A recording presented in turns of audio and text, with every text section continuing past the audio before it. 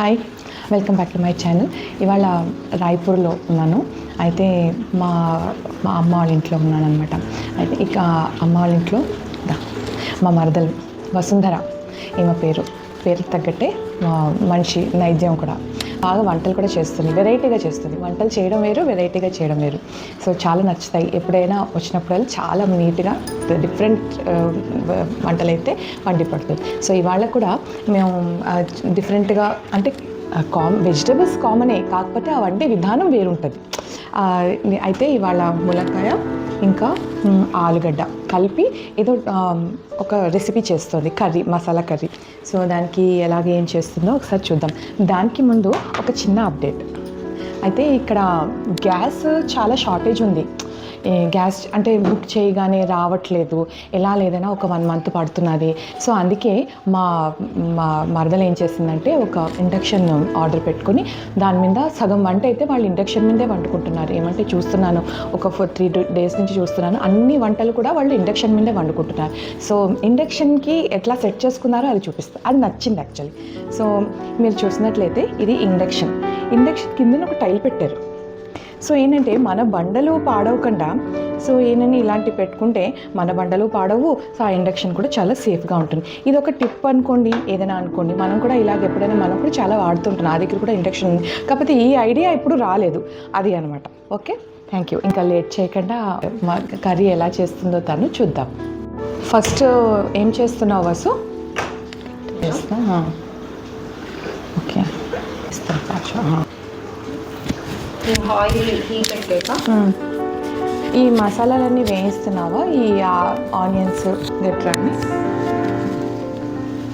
చెప్పు. ఆనియన్స్, వెల్లుల్లి, ఇంకా జింజర్.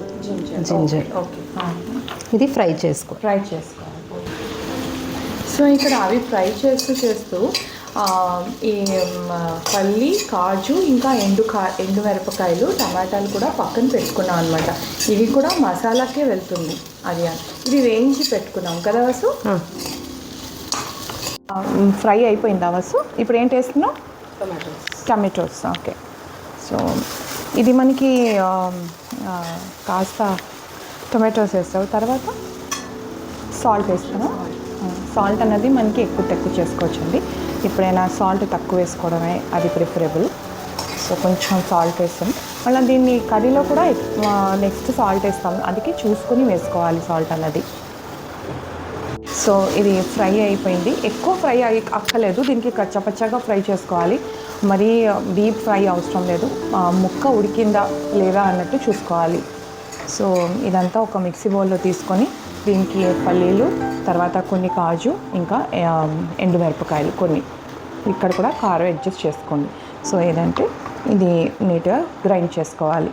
గ్రైండ్ చేసుకున్నాక అప్పుడు ఆయిల్ కడాయిలో వేసుకొని దీంట్లో జీలకర్ర, తర్వాత పసుపు, ఇంకా బేసిక్ మసాలా లైక్ ధనియాల పొడి, గరం మసాలా, కిచెన్ కింగ్ ఇక్కడ ఆయిల్లోనే వేస్తున్నారండి, తను ఫ్రై చేసింది.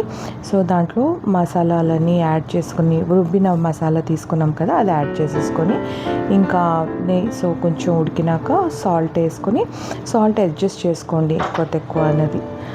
తర్వాత ఈ కారం, ఇక్కడ కారం అయితే యాడ్ చేసుకున్నాను. తర్వాత ఈ మసాలా పేస్ట్ ఉడికించుకున్న ములక్కాయ, ఇంకా ఆలుగడ్డల్లో ఉడికించుకున్న దాంట్లోని కలిపేసుకున్నాక కొంచెం ఏంటంటే ఇక్కడ స్పెషల్గా ఏంటంటే ఆయిల్లోనే తన మసాలాలన్నీ వేసింది, గరం మసాలా అంతా. జనరల్లీ నేనైతే ఉల్లిపాయ పేస్ట్లో ఉడుకుతున్నప్పుడు వేస్తా, అది అనమాట. That is the difference.